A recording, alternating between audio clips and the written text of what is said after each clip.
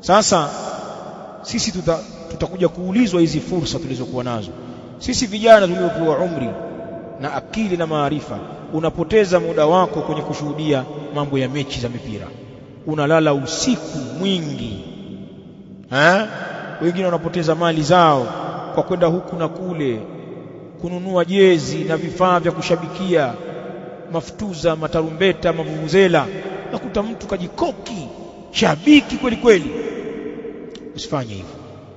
Al-insan, shaka nasema, waqtuhu thaminun, mwanadamu wakati wake ni thamani. La yudayyi'uhu fi mushahadati al-mubarayat, asiupoteze wakati huo katika kushuhudia mechi mbalimbali. Liannaha tushghiluhu an dhikrillahi, kwa sababu hizo mechi, hiyo michezo ya michuano inamshughulisha yeye kutokamana na kumdhukuru Allah. Wallah, na wengi katika watu kama ataswali na hali ya kuwa anafuatilia hiyo mipira, basi ataichelewesha swala. Utakwenda kuswali wakati ushapita, na pengine jamaa hatodiriki, kwa sababu ule muda wa jamaa ndio time ya matuta tiani huo.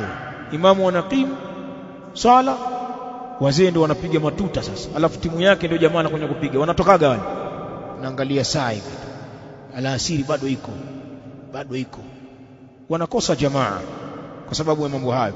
Wengine wanakosa swala kabisa kwenye wakati wake, siku za mechi haswali, au mwingine anakusanya kwa sababu ya mechi, anafanya jamu, kija kuswali dhuhuri anapiga na alasiri.